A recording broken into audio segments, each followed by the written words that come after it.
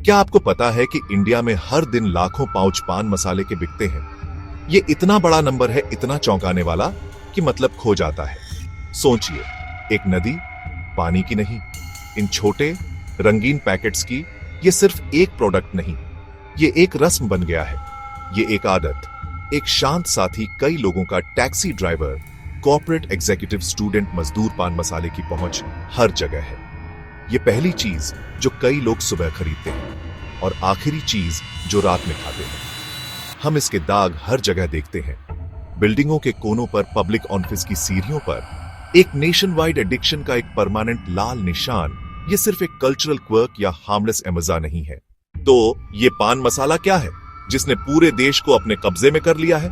अपने सबसे बेसिक रूप में ये कुचली हुई सुपारी, अरेका नट, चूना, कत्था, फ्लेवरिंग एजेंट्स और परफ्यूम। इसे माउथ फ्रेशनर के रूप में बेचा जाता है, डाइजेस्टिव एड के रूप में, या बस टाइम पास के रूप में। इसकी पैकेजिंग छोटी होती है, सस्ती और ले जाने में आसान। बस कुछ रुपयों में फ्लेवर का तुरंत हिट और अरेका नट से हल्का स्टिमुलेंट इफेक्ट। ये सुलभता इसकी सफलता का एक बड़ा कारण है। ये हर जगह मिलता है, दूर दराज की सबसे छोटी दुकान और मेट्रो शहरों के चमकदार सुपरमार्केट तक। हालांकि समस्या इसके इंग्रेडिएंट्स में है। ये बिल्कुल भी हार्मलेस नहीं है। इसका प्राइमरी कंपोनेंट है अरेका नट, जिसे IARC ने ग्रुप 1 कार्सिनोजेन क्लासिफाई किया है, यानी पर्याप्त सबूत कि यह इंसानों में कैंसर का कारण बनता है। जब इसे चबाया जाता है, अरेका नट अल्कालॉइड्स छोड़ता है। आंकड़ों और रासायनिक संरचनाओं के पीछे असली लोग हैं, असली परिवार हैं, जिनकी जिंदगी पान मसाले ने हमेशा के लिए तबाह कर दी है। रमेश की कहानी पर गौर कीजिए। उत्तर प्रदेश के एक छोटे से शहर का एक 40 साल का बढ़ई। उसने अपनी टीनेज के आखिर में पान मसाला चबाना शुरू किया। इसे मर्दानगी का प्रतीक मानता था, अपने दोस्तों से सीखी आदत। 20 साल तक यह उसका लगातार साथी रहा।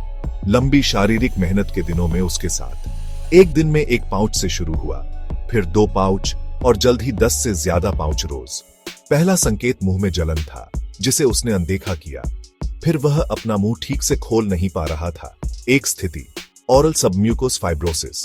डायग्नोसिस आया, एडवांस्ड ओरल कैंसर। डॉक्टर बोले, एक ही मौका, रेडिकल सर्जरी, जिसमें उसके जबड़े का बड़ा हिस्सा हटाना पड़ेगा। जो आदमी कभी अपनी ताकत पर गर्व करता था, अब ठीक से खा, बोल या मुस्कुरा भी नहीं पाता था। परिवार की बचत कुछ ही महीनों में खत्म हो गई, सर्जरी और कीमोथेरेपी के बिलों में। उसकी पत्नी को घरेलू सहायिका के रूप में काम करना पड़ा। उसके बच्चों की पढ़ाई रुक गई। रमेश की कहानी अकेली नहीं है। मुंबई, दिल्ली जैसे शहरों के अस्पतालों के कैंसर वार्ड में जाएं और आपको उसके जैसे ही मरीज मिलेंगे, उनके चेहरे बिगड़े हुए। ये इंडस्ट्री इतने डॉक्यूमेंटेड खतरों के बावजूद क्यों फल फूल रही है? इसका एक बड़ा हिस्सा इसके सोफिस्टिकेटेड और बहुत धोखेबाज मार्केटिंग रणनीतियों में छिपा है। पान मसाला इंडस्ट्री ने सरोगेट एडवर्टाइजिंग की कला में महारत हासिल कर ली है। चूंकि भारत में तंबाकू उत्पादों का सीधा विज्ञापन प्रतिबंधित है, इसीलिए कंपनियां इलायची के रूप में ब्रांड प्रमोट करती हैं, सोडा के रूप में ब्रांड प्रमोशन। यह चाल ब्रांड नाम को लगातार पब्लिक आई में रखती है। जब आप किसी प्रसिद्ध अभिनेता को सिल्वर कोटेड इलायची प्रमोशन करते हुए देखते हैं, तो वह एम्बेसडर ब्रांड के फ्लैगशिप पान मसाला से जुड़ाव बनाता है। यह एक कानूनी लूपहोल का ब्लेटेंट एक्सप्लॉयटेशन है। ब्रांड एम्बेसडर चुनाव उत्पाद को वैध और एस्पिरेशनल बनाता है। जब एक बिलवेड मूवी स्टार सफलता, स्वास्थ्य, करिश्मा का प्रतीक ब्रांड का समर्थन करता है, तो यह पावरफुल संदेश भेजता है। सफलता, स्वास्थ्य, करिश्मा टैगलाइन अक्सर कामयाबी की पहचान कहती है।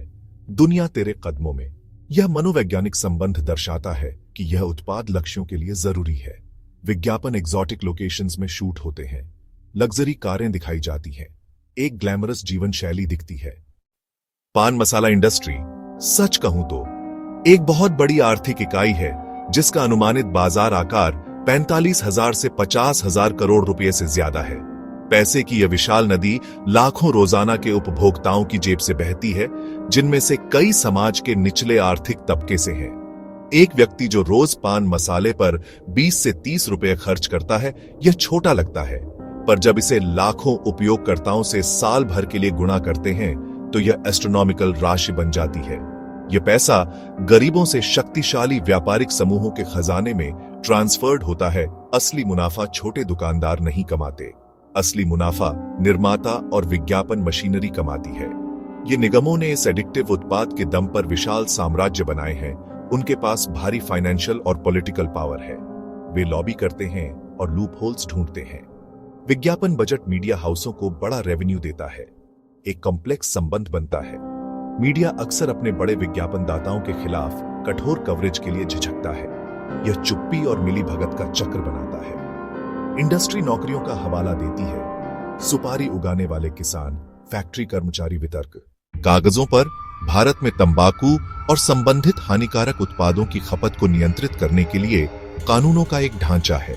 खाद्य सुरक्षा और मानक बिक्री नियमन पर प्रतिबंध नियम 2018 तंबाकू या निकोटीन वाले खाद्य उत्पादों की बिक्री पर प्रतिबंध लगाते हैं, जिसके कारण विभिन्न राज्यों में गुटखा पर प्रतिबंध लगा। यह एक महत्वपूर्ण कदम था। अधिकारियों द्वारा उत्पाद के नुकसान की स्पष्ट स्वीकृति। हालांकि इंडस्ट्री की प्रतिक्रिया तेज और चालाक थी। उन्होंने अपने उत्पादों को अलग कर दिया। पान मसाला तंबाकू अलग पाउच में। इसने कानून की एक खामी उजागर की। प्रीमिक्स्ड पर प्रतिबंध, पर व्यक्तिगत घटक बाहर रहे। नियामकों और इंडस्ट्री के बीच बिल्ली और चूहे का खेल एक रिकरिंग थीम है। सरोगेट एडवर्टाइजिंग एक प्रमुख उदाहरण है। केबल टेलीविजन नेटवर्क विनियमन अधिनियम 1953 तंबाकू विज्ञापन पर प्रतिबंध लगाता है। पान मसाला महामारी का प्रभाव व्यक्तिगत स्वास्थ्य और पारिवारिक वित्त से कहीं आगे जाता है। यह हमारे समाज के ताने बाने को ही कोरोड करता है। सबसे विजिबल और ईमानदारी से डिस्गस्टिंग अभिव्यक्तियों में से एक है सार्वजनिक स्थानों का विरूपण। सरकारी इमारतों की दीवारों पर, रेलवे प्लेटफार्मों पर, बेस में, सीढ़ियों पर, फुटपाथों पर हर जगह दिखने वाले लाल थूक के धब्बे एक राष्ट्रीय शर्म है। यह सिविक सेंस और साझा स्थानों के प्रति सम्मान की गहरी कमी को दर्शाता है। इन दागों को साफ करने पर सालाना करोड़ों रुपए खर्च होते हैं। ये पैसे सार्वजनिक कल्याण के लिए, स्कूल, अस्पताल बनाने के लिए इस्तेमाल किए जा सकते थे। यह आदत हमारे सार्वजनिक स्थानों को गंदगी के कैनवास में बदल देती है, उपेक्षा और क्षय का माहौल बनाती है। यह आदत सामान्यीकरण के एक चक्र को भी बढ़ावा देती है, जहां युवा थूकने और चबाने को रोजमर्रा की जिंदगी का एक स्वीकार्य, यहां तक कि मर्दाना हिस्सा मानते हुए बड़े होते हैं। हम पान मसाला इंडस्ट्री की अंधेरी गलियों से गुजरे हैं। हमने पाउच में केमिकल कॉकटेल देखा है। हमने अस्पताल के वार्डों से शांत चीखें सुनी है और विज्ञापनों के डिसेप्टिव ग्लैमर को देखा है। हमने लालच की इकोनॉमिक्स और कानून की पैरालिसिस को समझा है। अब जब हम इस रिपोर्ट के अंत में खड़े हैं तो कहानी यहीं खत्म नहीं होती। ये आपके हाथ में आ जाती है। अंतिम अध्याय आपके, हमारे कार्यों और हमारी चुप्पी के माध्यम से लिखा जाएगा। सबसे महत्वपूर्ण प्रश्न बने हुए हैं। वे केवल सरकार या निगमों के लिए नहीं है, बल्कि हर नागरिक के लिए। पहला सवाल, व्यक्तिगत जिम्मेदारी या सामूहिक चेतना।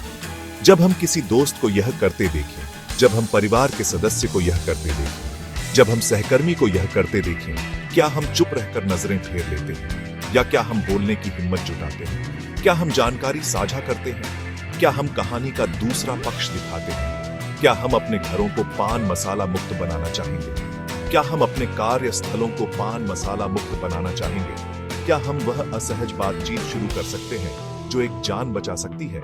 सामाजिक परिवर्तन अक्सर ऐसी व्यक्तिगत बातचीत और सामूहिक इनकार से शुरू होता है। दूसरा सवाल, हम अपने प्रतिनिधियों और मनोरंजन करने वालों से क्या उम्मीद करते हैं? क्या हम उन सेलिब्रिटीज को जश्न और आइडलाइज करना जारी रखें जो यह उत्पाद बेचते हैं? क्या उनकी स्टार पावर बिक्री के लिए बिकती है, भले ही कीमत लाखों प्रशंसकों का स्वास्थ्य हो?